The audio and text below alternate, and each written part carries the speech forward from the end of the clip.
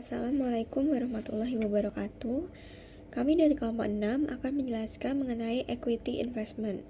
Sebelum itu, izinkan kami untuk memperkenalkan diri terlebih dahulu. Perkenalkan, nama saya Salsabila Aisyah Widianto Putri dengan NPM akhir 179, dan juga ada Naswa Nabika Salsabila dengan NPM akhir 103. Kemudian ada Davina Zahra Amira dengan NPM akhir 180. Kemudian ada Atia Gina dengan NPM akhir 305. Kemarin kita sudah membahas mengenai investasi hutang. Apa sih bedanya antara investasi hutang dengan investasi ekuitas ini?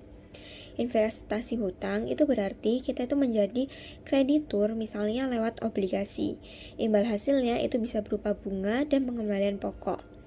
Risikonya itu relatif lebih rendah karena ada kontrak pembayaran serta memiliki masa jatuh tempo tertentu. Sementara itu, untuk investasi ekuitas itu tuh mewakili kepemilikan saham seperti saham biasa, preferen, atau saham modal lainnya. Investasi ini juga mencakup hak untuk memperoleh atau melepaskan kepemilikan saham pada harga yang telah disepakati atau dapat ditentukan, seperti waran dan hak. Imbal hasilnya itu bisa berupa dividen dan capital gain, tetapi tidak pasti karena tergantung laba perusahaan. Resikonya itu jauh lebih tinggi, namun potensi keuntungannya itu juga jauh lebih besar dan tidak ada jatuh temponya. Tingkat perolehan kepemilikan suatu perusahaan atau investor atas saham perusahaan lain atau investor umumnya itu menentukan perilaku akuntansi untuk investasi tersebut setelah akuisisi. Klasifikasi investasi tersebut itu bergantung pada persentase saham suara investor yang dimiliki oleh investor. Gambar di atas itu memperlihatkan skema dari 0% hingga 100% kepemilikan saham pada perusahaan lain. Setiap tingkat kepemilikan menunjukkan seberapa besar sih pengaruh atau kontrol yang dimiliki investor terhadap perusahaan investor. Dan tentu saja hal itu menentukan metode akuntansi yang harus dipakai.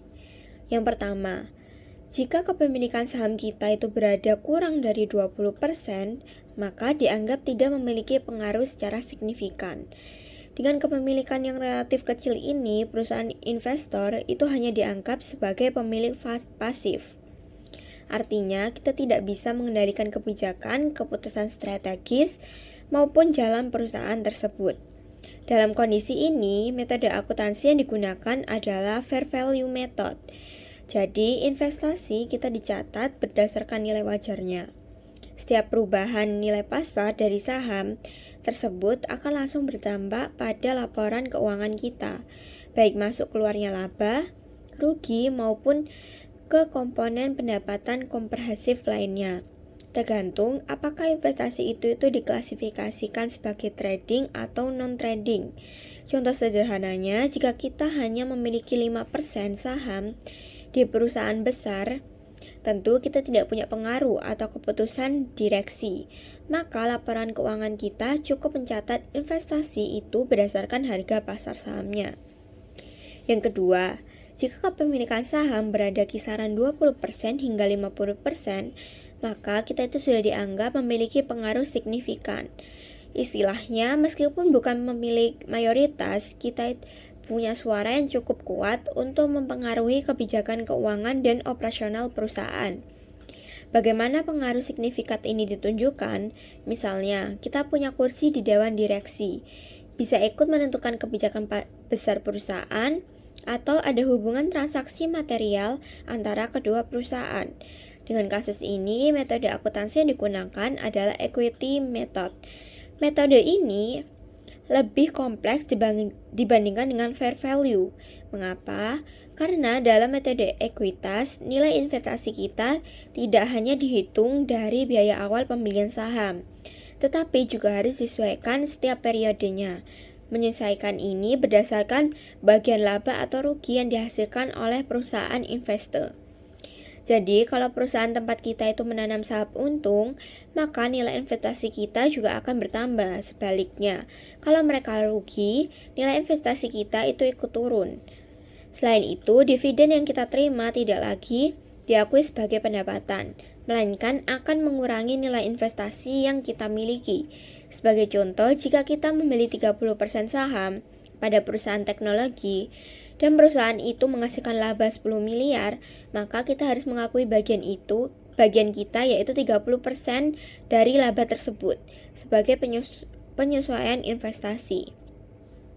Kemudian yang ketiga itu, jika kepemilikan saham kita itu lebih dari 50%, maka kita itu dianggap memiliki kontrol penuh atau controlling interest. Dalam hal ini, perusahaan investor disebut sebagai perusahaan induk, dan perusahaan yang dimiliki disebut anak perusahaan. Ketika kita memiliki kontrol, maka metode akuntansi yang digunakan adalah consolidation atau konsolidasi. Dengan metode ini, laporan keuangan perusahaan induk dan anak perusahaan harus digabungkan menjadi satu laporan, seolah-olah keduanya adalah satu entitas ekonomi yang sama. Artinya, semua aset, liabilitas, pendapatan, dan beban anak perusahaan dilaporkan bersamaan dengan laporan perusahaan induk. Jika ada bagian saham yang tidak dimiliki, maka akan dicatat sebagai kepentingan non-pengadilan. Contoh nyatanya, misalnya sebuah perusahaan besar seperti Google memiliki lebih dari 50% saham YouTube. Maka laporan keuangan Google harus bergabung dengan laporan keuangan YouTube secara penuh ke dalam laporan konsolidasi. Jadi untuk dirangkum, kepemilikan kurang dari 20% itu pengaruhnya kecil atau tidak ada. Dan metode penilaiannya adalah nilai wajar atau fair value. Kemudian untuk kepemilikan antara 20% hingga 50%, itu tuh memiliki pengaruh signifikan. Metode yang digunakan adalah metode ekuitas atau equity method. Kemudian kepemilikannya lebih dari 50% itu memiliki kontrol penuh dan dicatat menggunakan konsolidasi atau consolidation. Dengan memahami perbedaan ini, kita itu bisa tahu bagaimana perlakuan akuntansi terhadap investasi harus disesuaikan dengan tingkat kepemilikan dan pengaruh yang dimiliki. Seperti yang sudah saya jelaskan sebelumnya, bahwa jika kita itu hanya memiliki saham biasa itu kurang dari 20% di perusahaan lain, maka kita itu memiliki pengaruh yang kecil atau tidak signifikan terhadap kebijakan operasional perusahaan investor. Dalam situasi ini, investor itu berperan sebagai pemegang saham pasif. Sehingga untuk pencatatannya itu menggunakan metode pengukuran nilai wajar atau fair value. Ada dua klasifikasi utama untuk investasi ekuitas dengan kepemilikan kurang dari 20% ini. Yang pertama itu ada equity investment trading atau income. Trading sekuritis adalah investasi yang dilakukan dengan tujuan untuk mendapatkan keuntungan jangka pendek dari fluktuasi harga pasar. Jadi, perusahaan membeli saham bukan untuk disimpan lama, melainkan untuk diperdagangkan kembali. Dalam pencatatan akuntansi, investasi ini diukur menggunakan nilai wajar.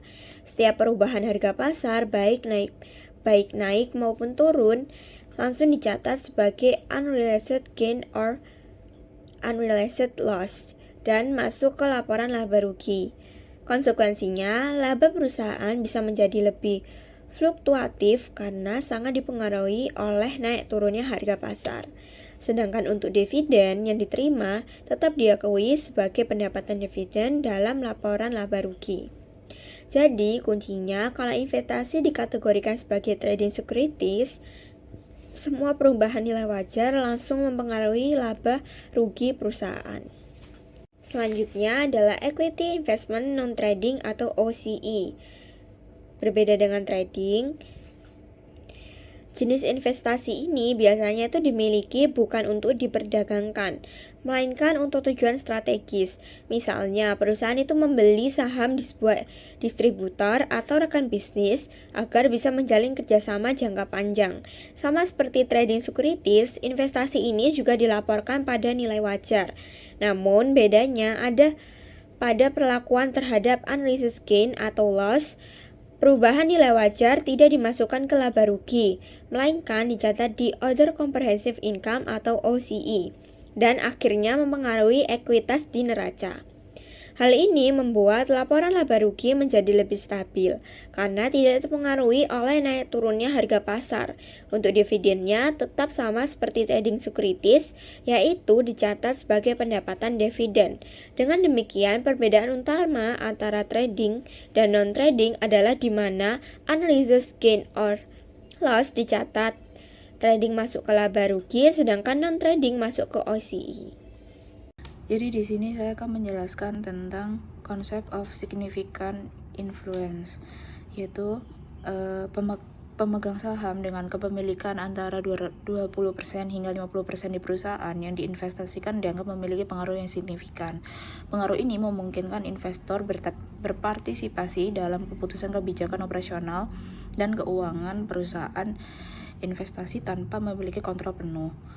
Pengaruh signifikan dapat dibuktikan dengan perwakilan di Dewan Direksi partisipasi dalam proses pembuatan kebijakan, transaksi antar perusahaan yang material, pertukaran personel manajerial atau tergantung teknologi. Lalu yang selanjutnya di sini saya akan menjelaskan tentang accounting under the equity method. Nah, akuntansi dengan metode ekuitas ini itu yang pertama yaitu ada pencatatan awal, itu investasi dicatat awal sebesar biaya perolehan. Lalu yang selanjutnya ada penyesuaian selanjutnya, itu nilai tercatat investasi disesuaikan secara berkala untuk mencerminkan bagian laba atau rugi investasi yang menjadi hak investor. Investor menambah nilai investasi untuk bagian laba dan mengurangi untuk bagian rugi. Lalu yang selanjutnya dividen yang diterima dari investasi mengurangi nilai tercatat investasi karena dividen dianggap sebagai pengembalian modal bukan pendapatan dalam metode ini. Nah, lalu yang selanjutnya ini ada comparison with fair value method. Nah, yang pertama yaitu dalam metode ini itu ada nilai wajar. Biasanya digunakan jika kepemilikan kurang dari 20% dan pengaruh kecil atau tidak ada. Investasi dilaporkan sebesar nilai wajar dan hanya dividen yang diterima yang diakui sebagai pendapatan. Sebaliknya dalam metode ekuitas, investor mengakui sebagian laba investor sebagai pendapatan terlepas dari dividen yang dibagikan, sehingga mencerminkan kinerja ekonomi secara menyeluruh.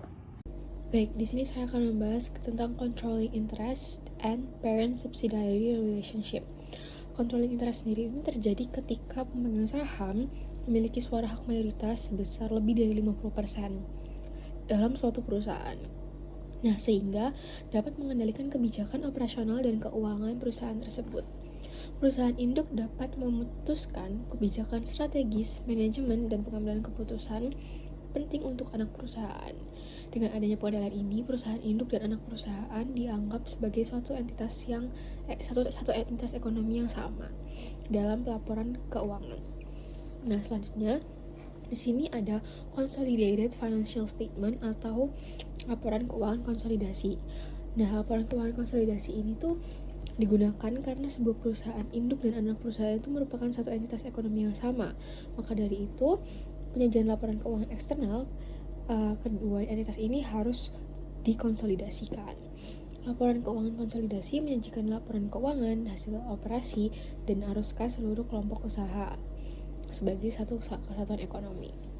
Semua transaksi antar perusahaan dan kelompok usaha dieliminasi agar tidak terjadi penggandaan. Nah, di sini saya akan membahas tentang perbedaan laporan keuangan induk versus laporan keuangan konsolidasi. Untuk laporan keuangan induk hanya mencerminkan posisi keuangan dan hasil laporan perusahaan induk saja, tidak termasuk anak perusahaan. Sedangkan laporan keuangan konsolidasi menggabungkan laporan keuangan induk dan seluruh anak perusahaan dalam satu dokumen, mencerminkan keseluruhan aset, kewajiban, pendapatan, dan beban kelompok usaha. Investor dan pihak eksternal umumnya menggunakan laporan keuangan konsolidasi sebagai gambaran komprehensif dari posisi dan kinerja ekonomi satu kelompok perusahaan. Baik, selanjutnya ada perbandingan metode akuntansi investasi ekuitas. Yang pertama ada dasar penilaian. Trading dan non-trading menggunakan nilai wajar namun berbeda cara pengakuan laba atau ruginya. Laba rugi di laba rugi komprehensif versus pendapatan komprehensif lain. Metode ekuitas menggunakan harga perolehan dengan penyesuaian laba atau rugi proporsional.